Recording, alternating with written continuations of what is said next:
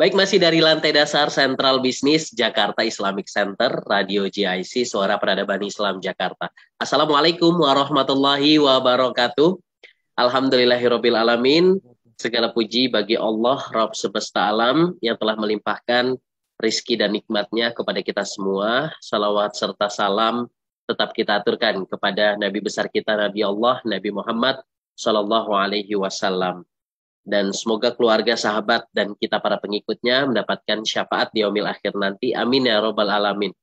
Mitra JC dimanapun berada dan peserta Zoom meeting yang tentunya hari ini bergabung di Radio JC di 107.7 FM. Selamat bergabung tentunya dalam program Bincang Bisnis Muslim edisi hari ini 16 September 2021. Dan tentunya pada kesempatan hari ini kita akan membahas satu tema yang amat sangat penting bagi negara kita nih, Indonesia, yaitu pertanian. Dan untuk kita semua yang mudah-mudahan mitra JIC ataupun para peserta ini dapat mendapatkan ilmu yang bermanfaat dari tema yang kita angkat hari ini. Nah, adapun temanya adalah mengenal ragam akad dan karakteristiknya di sektor pertanian ya. Kita berharap setelah siaran ini dapat memberikan semangat dan tentunya menambah ilmu pengetahuan kita, karena kita ketahui bahwa Indonesia ini merupakan negara kepulauan terbentang dari Sabang sampai Merauke yang tersusun dalam ribuan pulau besar dan kecil yang terhubung oleh berbagai selat dan laut. Dengan anugerah inilah menjadi sektor pertanian ini merupakan peluang besar dalam pembangunan ekonomi Indonesia. Untuk mencapai keberhasilan peningkatan pembangunan dan sektor pertanian ini diperlukan adanya kerjasama antar berbagai kalangan dan berkecimpung langsung di bidang pertanian.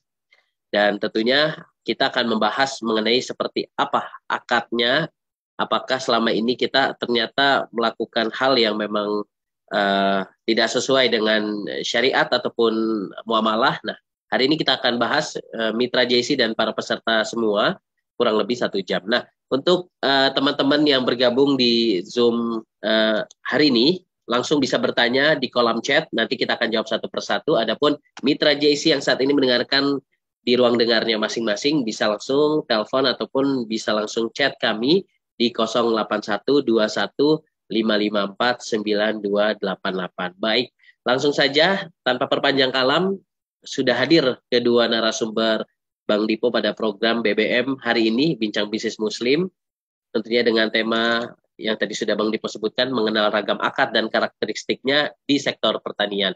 Langsung kita akan menyapa yang pertama Dr. Kausar Riza Salman. Assalamualaikum warahmatullahi wabarakatuh. Waalaikumsalam warahmatullahi wabarakatuh, Bang Dipo. Iya, apa kabar Dr. Kausar? Sehat ya? Alhamdulillah sehat walafiat. Bang Dipo juga sehat dan juga mitra JIC seluruhnya. Iya, alhamdulillah. Di Surabaya masih PPKM, Dr. Kausar? Iya, masih PPKM. Oh, masih PPKM ya. Sekarang level 3 ini. Level 3 ya. Insya Allah mudah-mudahan bisa terus menurun. Amin ya robbal alamin. Harapan kita ya, Corona ataupun COVID-19 segera hilang di bumi kita tercinta. Baik, sekali lagi kami ucapkan terima kasih Dr. Kausar atas waktunya di siang hari ini. Dan kita akan menyapa narasumber kedua Bang Dipo, yaitu Dr. Nanang Son Haji. Assalamualaikum warahmatullahi wabarakatuh. Dr. Nanang sehat? Waalaikumsalam warahmatullahi wabarakatuh. Alhamdulillah Bang Dipo sehat. Semoga Bang Dipo, rekan-rekan semua, Pak Atang, gitu ya, Pak Masrur, semua ini mudah-mudahan dalam kondisi sehat semuanya. Amin ya robbal alamin. Semua sehat, mudah-mudahan, amin. Amin ya robbal alamin. Senang sekali lagi untuk Dr. Nanang. Memang Bang Dipo juga hadir nggak di program BBM ya. Enggak, maksudnya untuk jadi host. Jadi rindu sekali ini bisa bersua kembali bersama kedua narasumber kita yang insya Allah sudah eksis di Radio JC di program Bincang Bisnis Muslim hari ini. Dan tentunya tema kita hari ini tadi sudah Bang Dipo sampaikan ke mitra JC mengenai mengenal ragam akad dan karakteristiknya di sektor pertanian ya. Kalau di Jakarta pertanian nampaknya sudah sangat jarang ditemui begitu. Kalau di daerah-daerah masih banyak dan kita temui gitu. Nah, untuk itu Kami persilakan, ini nampaknya Dokter Kausar dan Dokter Nanang lagi di sebuah pertanian nih. Baik, langsung aja untuk mempersingkat waktu gitu ya. Kami persilakan Dokter Kausar memberikan pendahuluan di tema kita hari ini, dan Dokter Nanang untuk memberikan juga pendahuluan di tema kita hari ini. Kami persilakan yang pertama Dokter Kausar. Ada. Seperti biasa Mohon kepada seluruh peserta, mohon untuk di-mute. Ya. Ya, baik. Sudah di-mute.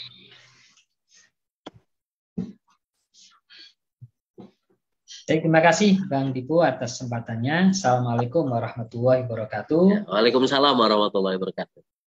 Senang sekali kita bisa kembali hadir di program Bincang Bisnis Muslim yang kita sudah sampai edisi yang ke-46 ya. Di mana edisi yang lalu kita sudah membahas dari sisi akadnya, kemudian juga dari sisi entitasnya. Nah, sekarang kita coba melihat dari sisi yang lain nih Bang Dipo. Sisi apa itu yang akan kita coba diskusikan, yaitu sisi pada bidang atau sektornya. Ya, sekarang kita masuk ke sektor pertanian. Ya, kita tahu sendiri ya bahwa negara kita ini ya sangat kaya ya dengan pertanian ya. Bahkan kita mendapatkan julukan negara agraris ya.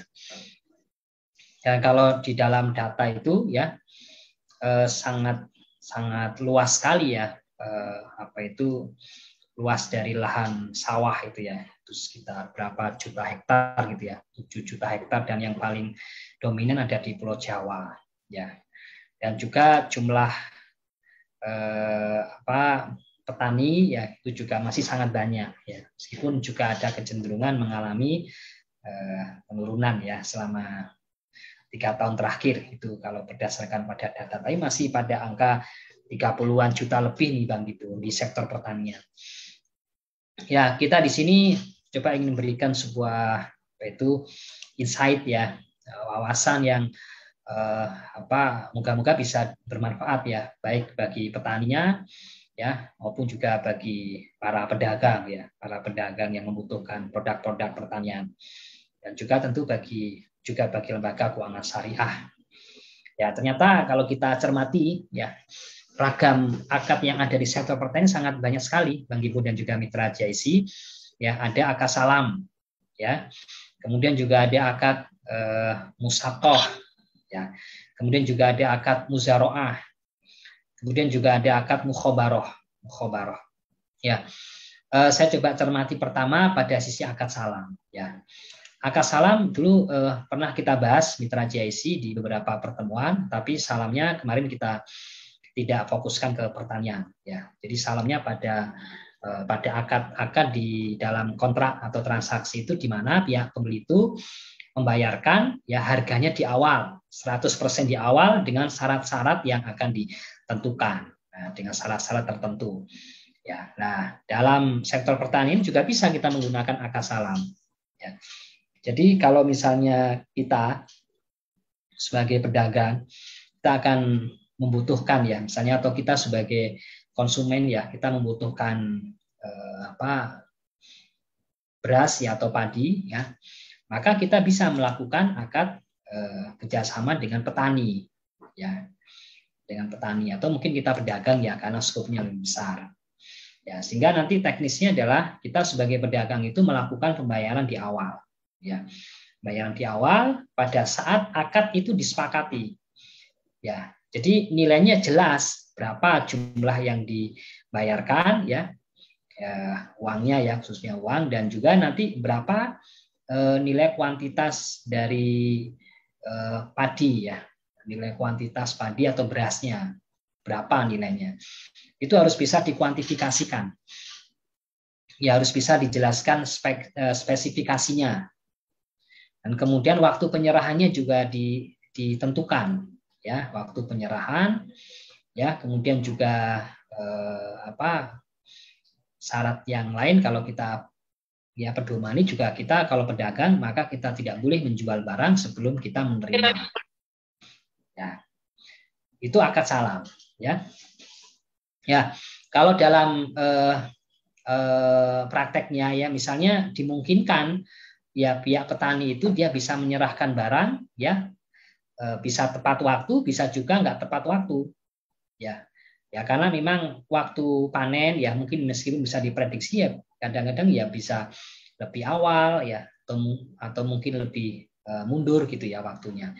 Ya prinsipnya kalau misalnya petani itu ya menyerahkan barang ya dengan kualitas yang lebih baik ya, maka penjual itu nggak boleh minta tambahan harga. Ya, ini karena mungkin prosesnya pupuk yang bagus ya, kemudian benihnya juga bagus ya, sehingga kualitasnya juga lebih tinggi misalnya. Ya, maka itu dengan konteks itu maka penjual nggak boleh ya meminta tambahan harga. Ya demikian juga sebaliknya. Ya, ketika penjual misalnya menyerahkan barang dengan kualitas yang lebih rendah, maka juga dari sisi pembelinya ketika dia ya rela menerima dengan kualitas yang lebih rendah tadi, maka ada aturan bahwa pembeli itu nggak boleh menuntut adanya pengurangan harga, ya nggak boleh menuntut adanya diskon. Ya. Itu berkaitan dengan akad salam, jadi lebih kepada jual beli ini, itu lebih kepada jual beli. Kalau di zaman Rasulullah ya selain akad salam bisa juga kita menggunakan akad musaqah. Ya, jadi musaqah ini lebih kepada kerjasama. Kalau tadi mungkin lebih ke jual beli, kalau ini lebih kepada kerjasama atau itu yang kita bahas yang lalu ya, ada kerjasama di mana satu pihak sebagai pemilik dan satu pihak sebagai penggarap. Ya, satu pihak sebagai penggarap. Nah, ya nanti kalau sudah menghasilkan misalnya kurma atau menghasilkan produk-produk pertanian yang lain, ya itu nanti hasilnya itu dibagi sesuai dengan kesepakatan, apakah dibagi dengan separuhnya atau sepertiganya atau seperempatnya. Ya, dalilnya apa yang membolehkan? Ya, ini hadisnya dari riwayat Imam Bukhari, Imam Muslim, muttafaqun alaih dari sahabat Abdullah bin Umar. Ya, bahwasanya beliau menyampaikan bahwasanya Rasulullah itu menyuruh penduduk Khaybar ya untuk menggarap tanah di Khaybar. Ya, sebagai penggarap dan nanti mereka akan mendapatkan separuh dari hasil bumi ya, baik itu buah-buahan atau hasil pertanian. Ya. Kemudian juga dalam riwayat yang lain ya, bahwasanya orang-orang Ansor ya, sahabat Ansor itu pernah berkata kepada Rasulullah, ya, bagilah pohon kurma di antara kami dan sahabat-sahabat kami. Jadi orang-orang Ansor itu mengatakan seperti itu, kemudian Rasul mengatakan tidak gitu kata Rasulullah. Kemudian mereka menawarkan alternatif yang lain. Apa yang mereka tawarkan? Mereka mengatakan kami yang merawatnya ya.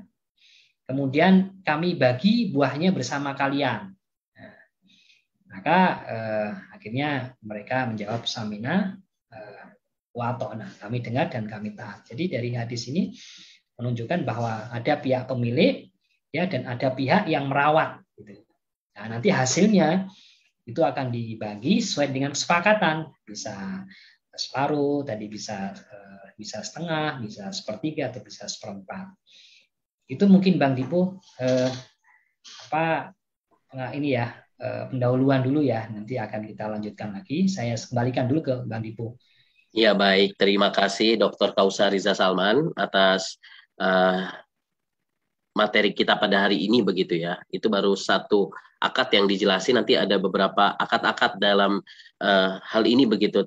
Tadi akad salam, kemudian juga nanti akan dijelaskan tentang akad musaqah, kemudian akad muzarah, dan akad yang satu lagi akad mukhabarah gitu ya. Baik, terima kasih Dr. Kausar Riza Salman atas penjelasannya mengenai hal tersebut. Mudah-mudahan Mitra JC bisa mengambil dan mencatat apa yang tadi sudah sampaikan berkaitan dengan ketentuan-ketentuan, baik itu tentang barangnya ataupun tentang pembayarannya. Baik, selanjutnya sebagai pendahuluan juga akan disampaikan oleh Dr. Nanang Son Haji yang saat ini sudah bergabung juga di Radio JC di 107.7 FM dan Zoom meeting kita hari ini. Tapi sebelumnya kami ucapkan selamat bergabung juga untuk Prof. Cipto Hadi Sawurjuwo yang alhamdulillah sudah bergabung pada kesempatan hari ini.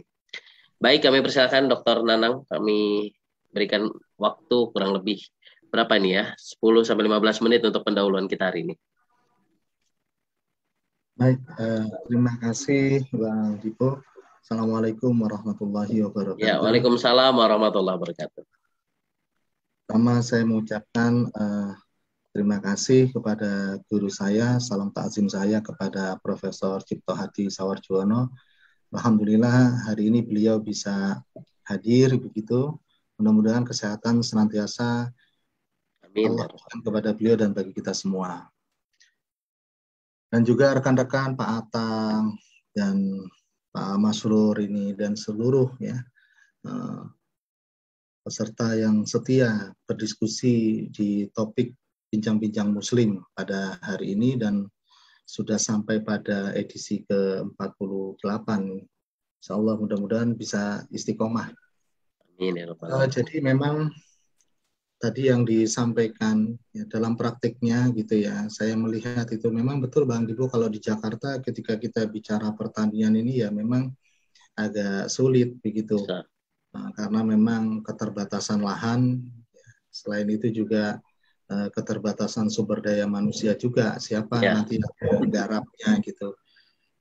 Di daerah pun juga sama demikian Bang Dipo, sebenarnya banyak petani-petani kita itu sebenarnya juga tidak murni mereka yang memiliki lahan pertanian, tetapi mereka mengerjakan lahan pertanian milik orang lain, ya, milik pemodal. Nah, oleh karena itu dalam praktiknya itu akad musaqah ya maupun akad dari muzaroah itu memang paling sering ya kita jumpai dan paling sering itu dilakukan oleh pihak-pihak yang berakad. Karena apa? Karena memang itu lebih mudah dalam implementasinya, ya. Kemudian juga bisa memberikan kemanfaatan bagi kedua belah pihak.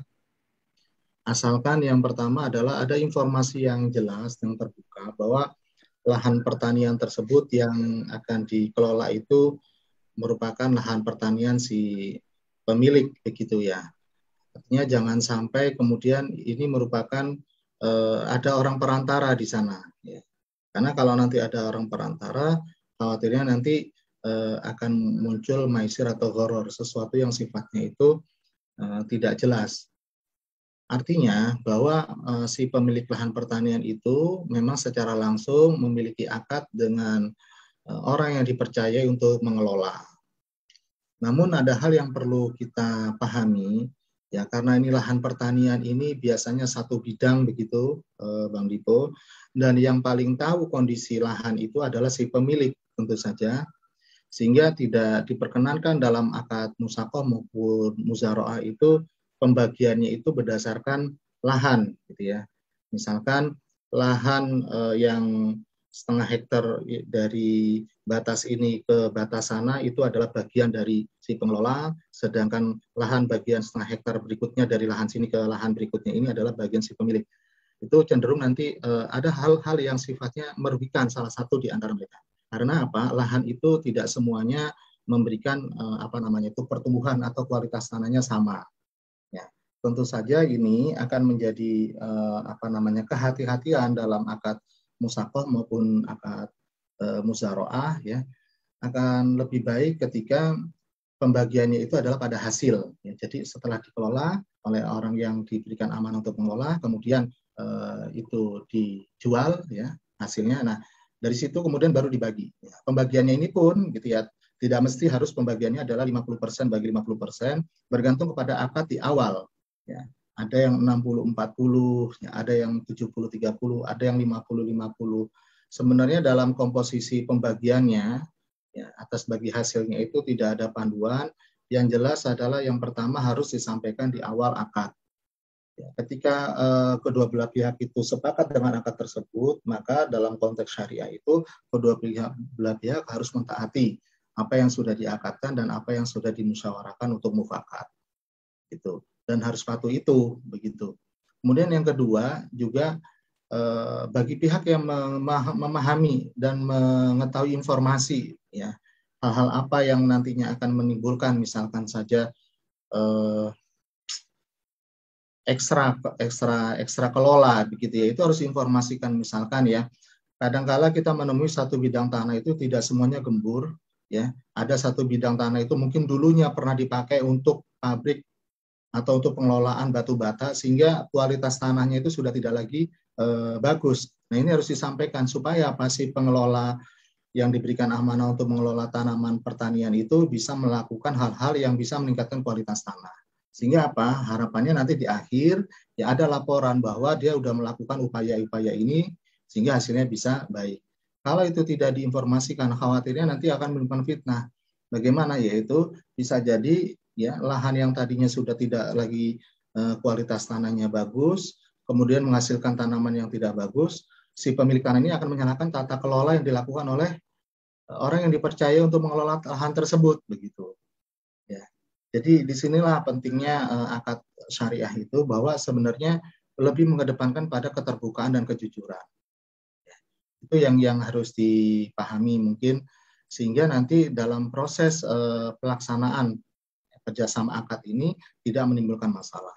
Itu mungkin Bang Dipo sebagai awal ya, untuk memantik diskusi kita pada sesi hari ini. Saya kembalikan ke Bang Dipo. Baik, terima kasih Dr. Nanangson Haji. Artinya pada kesempatan hari ini harus ada keterbukaan, harus adanya ketransparansian begitu ya. Baik itu yang si penjual tanahnya atau yang pertanian itu, atau nanti yang membeli, karena Islam sangat mengawasi dalam hal ini ya, agar segala sesuatunya itu bisa dijalani dengan baik dan secara muamalahnya ini sesuai dengan syariat Islam. Nah, boleh disampaikan kembali Dr. Kausar, tadi Dr. Nanang sudah menyinggung beberapa ragam dari akad-akad dalam karakteristik di sektor pertanian. Nah, kalau Dr. Kausar sendiri seperti apa? Baik, tadi sudah kita dengarkan juga ya dari Dr. Nanang ya, ada hal-hal yang harus dijadikan sebagai pedoman ya, dalam melakukan akad musyawarah tadi. Ya, jadi bagi hasilnya itu ya tidak boleh ditentukan berdasarkan pada letak dari lahan itu. Ya, misalnya peta ini menjadi bagiannya si penggarap, peta ini menjadi bagiannya pemilik, itu nggak boleh. Ya, karena nanti pasti akan menimbulkan kezaliman. Ya, dan pasti akan merugikan salah satu pihak, karena bisa jadi tidak sama itu hasilnya itu ya. Ya, bagi hasil itu mestinya harus didasarkan pada hasil yang real. Ya, hasil yang real berapa? Jadi kemudian hasil yang real tadi ya itu dibagi sehingga jelas ya takaran bagi si penggarapnya dan takaran bagi si pemilik. Kalau misalnya penggarapnya itu hanya melakukan ini ya hanya mengeluarkan biaya untuk mengelola ya, menyirami misalnya ya, kemudian mengelola lahan itu sampai dengan panen ya, sedangkan benihnya itu berasal dari pemilik ya, tentu nanti bagi hasilnya pemilik itu akan lebih tinggi. Ya, tapi kalau benihnya itu sekaligus dari penggarap, sudah pemilik lahan cuma sekedar memberikan lahan saja. Ini lahannya saya berikan kepada petani ya, nanti petaninya sebagai penggarap. Jadi petaninya juga harus menyediakan benih, kemudian juga harus mengeluarkan biaya untuk pengairan, ya, pupuk dan yang lain. Maka nanti petani juga punya istilahnya ya, punya bargaining power-nya lebih kuat, sehingga dia juga punya hak untuk mendapatkan lebih besar. Ya. Ya, kemudian juga tidak dibolehkan itu kalau misalnya pemilik, misalnya saya dengan Bang Dipo, ya, saya sebagai pemilik, saya memberikan syarat, Bang Dipo, saya ingin nanti karena ini hasilnya dari modalnya ini sekian, saya ya ambil atau saya minta bagian 10% dari modal, ya misalnya dari modal nilai tertentu yang dia sampaikan ya, pemilik tanah tadi sampaikan. Itu juga tidak boleh. Ya, atau dengan menggunakan hasil tertentu. Ya. dengan nilai kalau dulu ukurannya wasak ya, atau beberapa wasak gitu ya, atau beberapa ton, berapa kilo. Saya pengen hasilnya sekian pokoknya. Ya, itu juga tidak diperkenankan.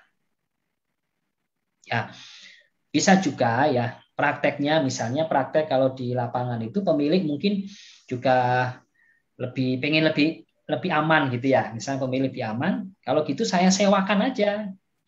Tidak dengan menggunakan akad tadi ya, bagi hasil ini ya mungkin dia sendiri juga nggak khawatir itu ya. Sudah saya sewakan aja lah dengan nilai rupiah tertentu. Itu juga boleh. Jadi anggap itu sebagai akad ijarah. Jadi bukan juga muzaro'ah, bukan juga musaqah, bukan juga mukhabarah, tetapi itu adalah sewa menyewa biasa, anggap sebagai ijarah. Gitu. Itu boleh nggak? Boleh. Yang nggak boleh itu kalau tadi itu peta ini buat setengah hektarnya buat si pemilik, nanti apa-apa yang tumbuh dari setengah hektar yang lain itu ada penggarap, nah, itu nanti akan menimbulkan adu untung. Nah, itu bahasanya kimar itu. Bahasa kimar itu judi, itu nggak dibolehkan. Karena nanti bisa jadi dia untung, bisa jadi dia rugi gitu ya. Nah, itu. Ya, tidak boleh. Ya. Ya itu karena untuk menghindarkan adanya jahalah gitu loh. Bang Dibu, jahalah atau goror. Kita dulu bicara ya, setiap akad jual beli kah, setiap akad investasi kah, ya termasuk dalam konteks di sini mukhabarah, muzaro'ah, yaitu ya kalau gorornya itu tingkat tinggi maka nggak boleh. Oke. Ya, karena ini tingkat tinggi itu gorornya. Karena besar sekali dampaknya atau potensinya nanti merugikan salah satu pihak. Ya, karena adanya ketidakjelasan tadi, majhul tadi. Ya. Nah, kemudian yang dibolehkan itu ya kita menggunakan profit loss sharing. Dibolehkan kita menggunakan profit loss sharing. Ya. Biasanya Bang Dibu ini mukhabarah dan muzaro'ah ini bisa saling mengganti yang satu dengan yang lain gitu. Yang mukhabarah itu yang muzaro'ah, yang muzaro'ah itu mukhabarah. Tapi kalau misalnya dipisahkan itu biasanya ya keumuman kita itu memandang kalau itu bedanya pada sisi benihnya saja. Perbedaannya pada sisi pihak yang menyediakan benih gitu aja. Ya, tapi secara umum mungkin kalau ada sebagian ulama yang lain yang membuat sama antara muzaro'ah dan mukhabarah ya enggak apa-apa, kan ini juga sebetulnya dalam prakteknya juga hampir sama. Yang penting itu sebetulnya bukan istilahnya, tapi bagaimana agar dalam praktek muzaro'ah atau mukhabarah itu pihak pemilik dan pihak penggarap ya itu harus sepakat bagi hasilnya ya dari hasil panen ya, dari hasil panen yang real ya. Kalau banyak ya masing-masing dapat bagi hasil yang banyak, kalau sedikit juga masing-masing akan bagi sedikit, dan kalau ada terjadi kerugian juga harus ditanggung bareng-bareng. Nah, itu namanya profit loss sharing. Ya, inilah yang nanti penting dalam rangka untuk meminimalkan adanya gharar. Baik ghararnya dari terkait dengan hasil tadi, ya, itu harus di clear di awal. Di awal harus jelas. Ya, nah itu. Nah, biasanya sih kalau benihnya itu ditanggung oleh petani atau penggarap itu namanya mukhabarah gitu loh. Biasanya Bang Andi. Ya. Termasuk juga penggarap juga dia mengerjakan pengairannya, kemudian traktornya, kemudian pupuknya dan lain-lain itu penggarap ya. Jadi biasanya kalau mukhabarah itu bagi hasilnya penggarap lebih besar daripada muzaro'ah. Itu kalau mau kita pisahkan. Ya, tapi kalau misalnya kita anggap itu secara konseptual syariahnya sama ya, sebenarnya yang penting konteksnya adalah bagaimana kita bisa membuat sebuah akad yang kita ya lakukan antara pemilik dengan penggarap itu harus meminimalkan gharar tadi atau jahalah tadi. Nah, itu semua tergantung kesepakatan bagi hasilnya itu. Mungkin itu Bang Dipu. Ya, menarik sekali ya kalau kita bicara tentang muamalah di sektor pertanian begitu, karena kalau memang pertanian ini menjadi satu hal yang riskan ya, apabila dia melanggar ya dia sudah menyalahi aturan-aturan dalam hal muamalah. Jadi sekali lagi keterbukaan, sekali lagi transparan gitu ya, dan harus diketahui semua ini ya Ustadz ya sebenarnya ya, padahal Ini kan banyak banget nih kejadian-kejadian terutama di daerah-daerah gitu yang tidak mengetahui hukum ini ya. Mudah-mudahan setelah kita mengetahui, oh ini ternyata sesuai dengan akad muamalah itu sendiri ya. Nah, kalau saya mau bertanya juga sama Dokter Nanang tadi ada hal-hal yang memang dilarang gitu dalam hal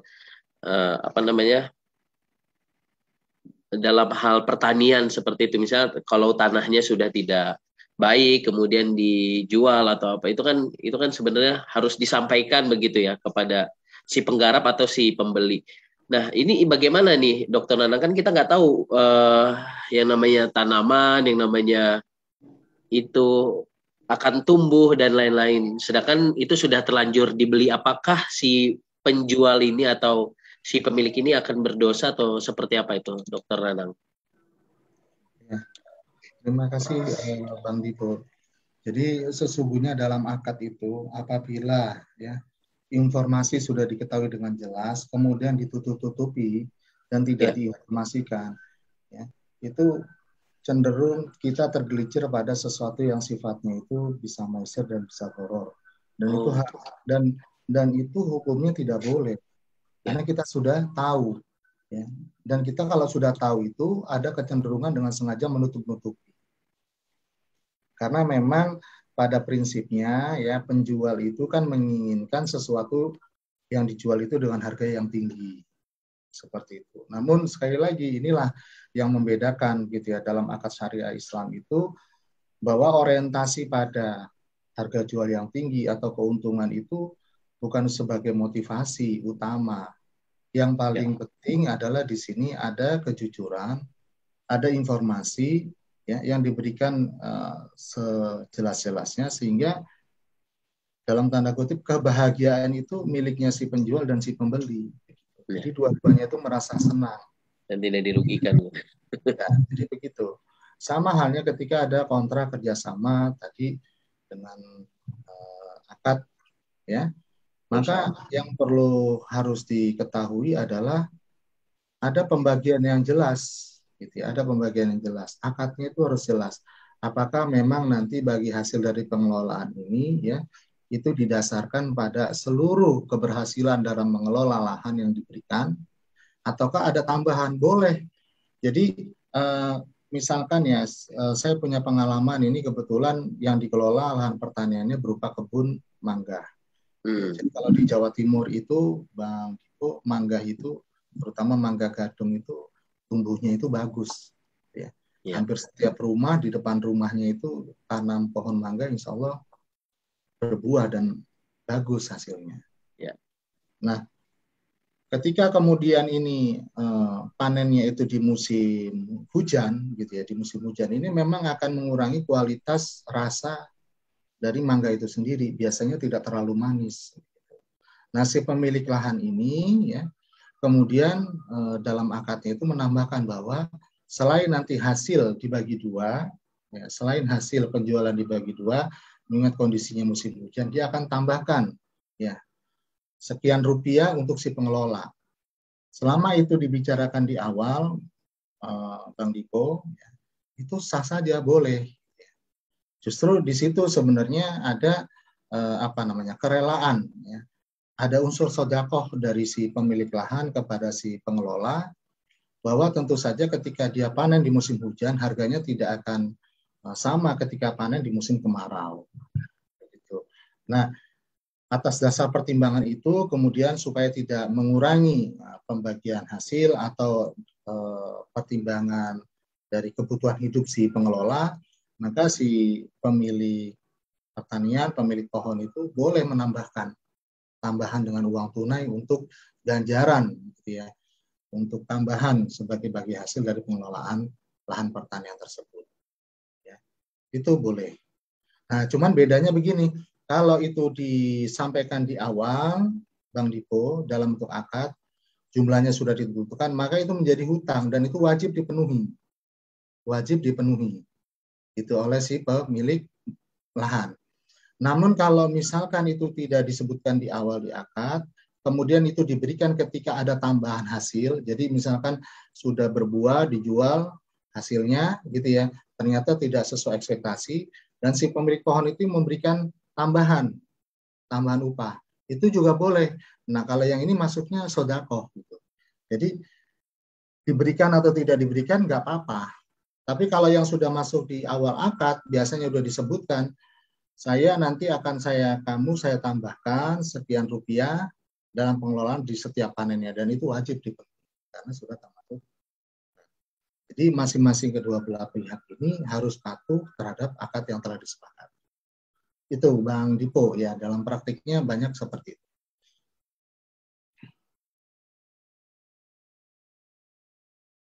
Masya Allah, kalau kita bicara tentang akad muamalah dalam Islam, ini saling bahagia antara si pembeli dan penjual, kemudian si penggarap, si pemilik, ya. Jadi tidak ada hal yang dizolimi, karena sesuatu yang dizolimi ya ini termasuk bisa terjerumus kepada goror, bahkan ke riba mungkin ya Ustaz ya. Baik, terima kasih Dr. Nanang Sonhaji dan Dr. Kausariza Salman. Saya kira ini sangat menarik ya tema kita hari ini. Nanti kita akan perluas pembahasan kita dengan sesi tanya jawab. Jadi untuk mitra GIC dan seluruh peserta Zoom meeting hari ini silakan bisa bergabung begitu ya, dan bertanya boleh langsung di kolom chat, nanti kita akan bahas. Tapi saya boleh kami meminta tanggapan begitu dari Prof. Cipto Hadi Sawarjuono MSc, Guru Besar Fakultas Ekonomi Bisnis, Peneliti dan Pemerhati Akuntansi Syariah. Menanggapi tema kita hari ini, Prof, boleh minta sepatah dua kata-katanya. Terima kasih atas perhatiannya gitu. Jadi pada semua pihak, sebetulnya saya juga kebetulan sedang menulis tentang hal ini gitu ya. Ya, tapi fokusnya beda. Artinya bahwa bisnis itu harus dilakukan siapapun kita peduli. Tidak peduli dengan siapa saja gitu ya. Tetapi kalau kita bicara tentang bisnis cara Islam, itu akan menguntungkan semua pihak gitu kan. Artinya apa? Kalau kita bicara tentang keterbukaan tadi gitu ya, semua harus keterbukaan. Maka kita perhatikan kalau itu memang dimulai dengan keterbukaan, semua dinyatakan gitu ya.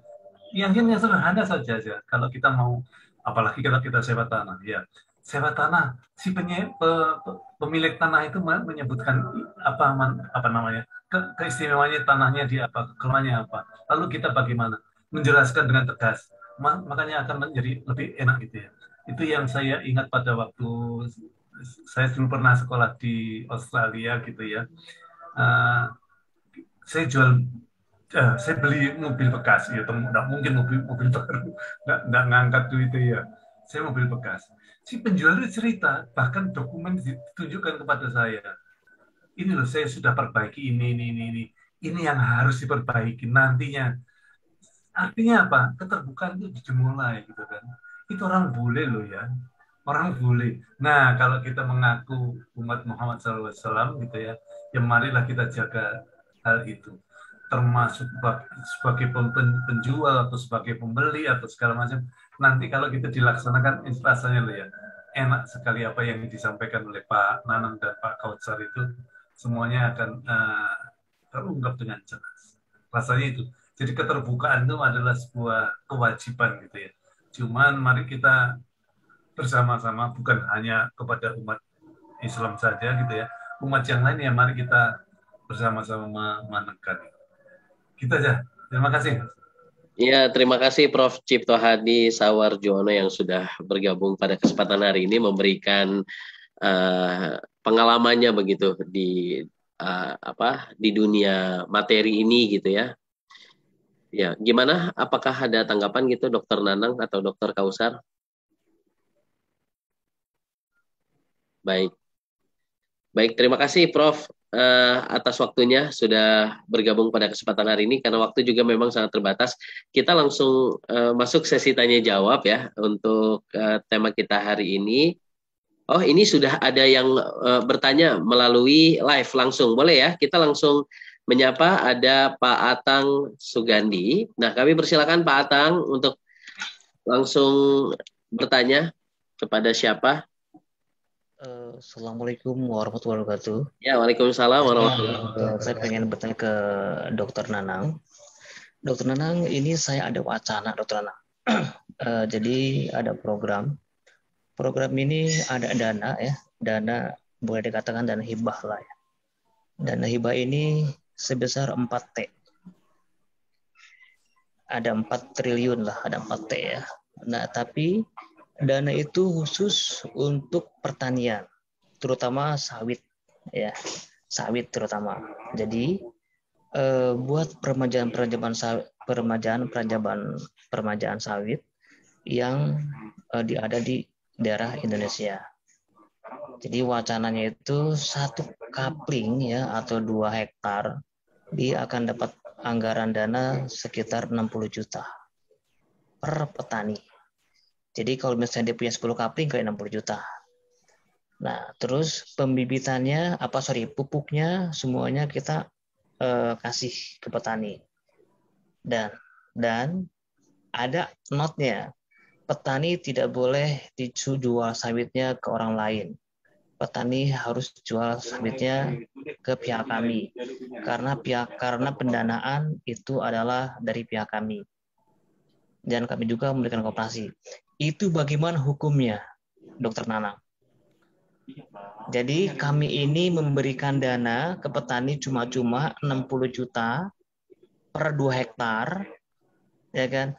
Pupuknya kita kasih, tapi hasil sawitnya itu tidak boleh dijual ke orang lain. Kita yang beli. Apakah dengan harga yang sama? Dengan harga yang sama. Nah, itu ada dana sekitar 4T gitu. Jadi insya Allah ini sudah mulai berjalan dan kami sudah sosialisasi ke petani-petani sawit. Ini hukum di Islamnya bagaimana? Mohon dijawab Pak Dr. Nanang. Baik, terima kasih Pak Atang Sugandi. Nah, kami persilahkan Dr. Nanang. Ya, alhamdulillah informasi dari Pak Atang ini juga tentu nanti menjadi berita bahagia buat para petani sawit gitu ya, buat para petani sawit. Jadi kalau dilihat dari konteks informasi yang disampaikan oleh Pak Atang tadi, sebenarnya kita bisa masuknya ini melalui akad salam. Ya. Jadi akad salam ini melalui jual beli barang dengan cara pemesanan, ya, pembayaran harga lebih dahulu dengan syarat-syarat tertentu. Ya, jadi tadi para petaninya itu diberi dulu gitu ya. Diberi dulu, dipesan begitu, nanti kalau sudah panen dibeli oleh si pemilik modal, katakan seperti itu. Namun seperti tadi yang disampaikan Pak Atang, jadi secara akad bisa masuk akad salam Pak Atang, artinya boleh. Namun ada ketentuan gitu ya, ada ketentuan. Yang pertama adalah ya harus jelas gitu ya. Informasi spesifikasinya, karena begini, karena ini di awal begitu ya, maka harga nanti yang akan dibeli itu kan harusnya mengikuti harga pasar, Pak Atta. Betul sekali, betul. Harga pasar supaya apa? Supaya petani itu tidak dirugikan oleh berjalannya waktu begitu. Terus yang kedua juga harus ada informasi dan perjanjian, karena tidak semua sawit itu lahannya itu produktif, bagus, gembur, sehingga ini akan berpengaruh pada kualitas hasil panen tadi. Karena ini kemudian sifatnya ini adalah pada skala yang cukup besar, maka kan kita tidak bisa pilih-pilih. Oh, yang saya biayai, yang saya danai adalah lahan yang ini saja. Yang tetangganya nggak bisa karena lahannya lahan gambut seperti itu. Nah, ini yang harus diperjelas nanti Pak Atang. Karena apa? Karena tidak semua nanti sawit itu ketika panen hasilnya kualitasnya bagus. Lalu bagaimana yang kurang bagus dan yang tidak bagus? Nah, ini yang harus disampaikan di awal. Ya, jadi antara pemilik modal dengan petani tadi ada keterbukaan. Inilah yang tadi yang dimaksud oleh Prof. Jip, bahwa sebenarnya kalau kita saling terbuka, dibicarakan di awal, begitu ya. Ini nanti dalam proses pelaksanaannya sampai dengan bagi hasilnya pun akan memberikan kebahagiaan dua-duanya, baik si pemilik modal maupun si petaninya. Tuh. Kemudian juga yang harus ditekankan adalah bagaimana dengan porsi dananya. Apakah dananya itu akan dibagi rata, masing-masing semuanya dapat sekian juta, atau berdasarkan apa? Karena ini nanti kan juga pembagian hasilnya, apakah nanti didasarkan pada besarnya modal yang diserahkan, atau istilahnya tadi Pak Atang adalah dana hibah yang diberikan, atau semuanya disamaratakan. Tuh. Artinya apakah masing-masing petani itu mendapat bantuan dana yang sama atau berbeda-beda tergantung pada lahan tentu saja pasti, atau kualitas, atau mungkin juga pengalaman si petani dalam mengelola sawit tersebut. Karena memang sawit di Indonesia itu sedikit berbeda pengelolaannya dengan sawit yang ada di Malaysia. Kalau di Indonesia itu kan sawit-sawit ini kebanyakan petani kita itu hanya sebagai pekerja. Gitu. Sebenarnya pemilik sawitnya sendiri itu ada bukan mereka. Nah ini bagaimana? Apakah dana yang disediakan oleh Pak Atang itu peruntukannya untuk mereka? Kalau untuk ini Pak Dokter, tidak tepat. Pak Dokter. Jadi kami itu dari dana tersebut itu wajib untuk petani yang ada di Indonesia. Ya. Khusus untuk petani sawit ya. Dan dana itu tidak boleh dikeluarkan tanpa kecuali buat sawit. Kita tidak memandang itu petani tanahnya gambut atau gimana, yang jelas bagaimana petani itu yang punya kebun sawit dan dia punya surat tanahnya bahwa ada kebun sawitnya, kita kasih dana itu buat permajaan 60 juta.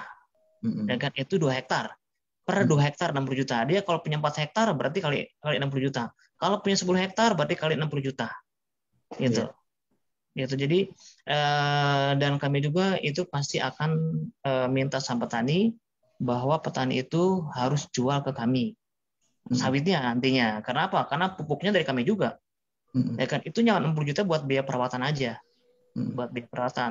Katanya kata petani kalau satu sawit itu biaya perawatannya 2.500 sampai 2.000 rupiah per sawit katanya, ya kan. Gitu. Jadi kita kalkulasikan sekian hektar itu ada berapa pohon sawit, kita kalikan gitu.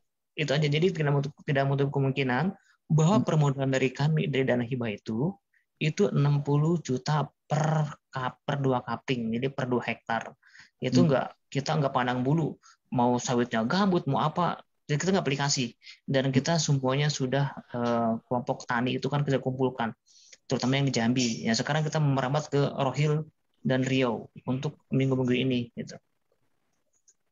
Iya. Ya bagus itu Pak Atang. Saya pikir itu malah petani senang ya dengan itu ya. Cuman memang yang harus kita waspadai Pak Atang selaku amanah pemberi modal itu adalah itu tadi. Jangan sampai kemudian nanti ketika pelaksananya itu kadang-kadang petani kita itu jadi korban Pak Atang. Apa? Contohnya adalah dana-dana yang tadi disampaikan Pak Atang itu untuk pembibitan sampai pengelolaan itu dimanfaatkan seharusnya oleh petani, tetapi nanti malah diselewengkan untuk hal yang lain. Ya, oleh siapa? Bukan oleh petaninya, ternyata oleh si pemilik tanah yang sesungguhnya. Nanti ketika ada masalah itu petaninya yang diajukan gitu. Itu kita pernah menghadapi itu Pak Atang. Saya punya pengalaman itu adalah pada saat pengelolaan sapi perah di Malang itu Pak Atang. Jadi waktu surveinya itu yang disurvei itu seharusnya adalah betul-betul si pemilik sapi perah. Ternyata bukan pemilik sapi perah, ternyata ada orang di belakang itu menggunakan nama koperasi fiktif yang mengelola. Akhirnya ketika kita kucurkan, kita lihat fisiknya sapinya ada begitu ya. Kita kucurkan dananya gitu ya sampai dengan monitoring 3 bulan, 6 bulan itu dana itu tidak digunakan untuk penggemukan sapi begitu, tidak digunakan untuk meningkatkan kualitas susu sapinya, tapi digunakan untuk yang lain. Nah, yang kita hadapi adalah pada akad itu, yang taunya adalah si pengelolanya ini adalah si petani sapinya. Nah, ini yang saya khawatirkan. Makanya dalam proses ini, mungkin nanti Pak Atang dengan timnya itu juga harus betul-betul mengetahui bahwa memang yang menjadi sasaran untuk memperoleh dana itu adalah betul-betul petani langsung. Kalaupun tidak oleh petani langsung, misalkan ada orang di belakang itu, ada perusahaan seperti itu, apakah masuk dalam kriteria yang dimaksud oleh Pak Atang untuk diberikan dana bantuan. Nah ini yang kehati-hatian itu Pak Atang yang memang kita waspadai karena nilai dananya cukup besar ya Pak. Iya, saya takut itu yang takutkan juga itu oknum. Jadi kami sudah panggil kelompok tani dan panggil ketua desa, kepala desa semuanya, ya kan. Waktu kami ke Rohil sampai ke Kampar kiri, Kampar kanan, sampai ke Rio, semua Rio kita udah sosialisasi. Alhamdulillah semua amanah ya kan. Nah, tapi jangan sampai disuntik. Saya takutkan itu disuruh disuntik diadarnya dia. Iya, baik. Sama ketuanya saya bilang tolong ini amanah, uang rakyat dan harus bagaimana caranya supaya ke petani 60 juta ya kan. Adapun kalian mau, Pak, saya kan penyampai, saya kan ini bagaimana dengan saya? Ya kan saya bingung jawabnya tuh, pusing saya. Saya bilang ya tergantunglah kamu sama petani itu bagaimana, sama ketua petani ya kan, bagaimana didiskusikan. Mereka tuh kan Pak tidak pakai dana, tidak pakai sertifikat rumah, tidak pakai sertifikat kebun, dia dapat uang 60 juta. Betul, tapi kan ini dari hibah dan amanat yang harus ke petani. Kalau kamu mau pengen ya kamu jadi petani ya saya kasih gitu. Ada suratnya tidak? Itu sih pro kontra. Waktu itu pro kontra juga kita waktu di Rohil itu. Baik. Pak Dokter Anang. Jadi betul kita harus hati-hati dan takutnya disalahgunakan sama oknum-oknum tertentu. Itu aja sih. Baik, terima kasih Dr. Atang Sugandi. Tadi luar biasa ya sharingnya, implementasi dari materi kita hari ini ya. Mudah-mudahan apa yang tadi sudah dijawab bermanfaat, yang pastinya kehati-hatian lagi ya, jangan sampai niatnya baik malah disalahgunakan seperti itu ya Pak Atang ya. Baik, kita masih ada satu pertanyaan lagi nih sebelum nanti kita akhiri diskusi kita hari ini karena sudah menjelang asar. Ini dari Ikhwan Khalid, mungkin ini pertanyaan diajukan untuk Dr. Kausar. Bolehkah kita menggadai tanah dan kita menggarap tanahnya dan mengambil hasil panennya untuk kita sendiri? Nah, ini kami persilakan untuk Dr. Kausar bisa menjawab. Baik, terima kasih Bang Dipu. Pertanyaan Pak Ikhwan ini ya. Ini mungkin perlu lebih jelas lagi. Artinya kalau pihak yang menggadaikan, ya itu biasanya pihak yang menerima gade itu yang memanfaatkan, ya kan? Karena dia memberikan hutang. Kita menggadaikan tanah, kemudian kita mendapatkan hutangan, ya. Kemudian pihak yang berpiutang, ya, pihak yang menerima gade itu memanfaatkan sawahnya misalnya atau tanahnya itu, kemudian dapat penghasilan gitu ya, hasil panennya, dan masuk kepada dia gitu, ya. Mengambil hasil panennya. Kalau yang mengambil hasil panennya pihak yang pihak pemiliknya tidak masalah. Tapi kalau yang bermasalah itu pihak yang dia menerima gade. Karena berlaku kaidah yang disepakati para ulama, kullu qardin jaro manfaatan fahuwa riba.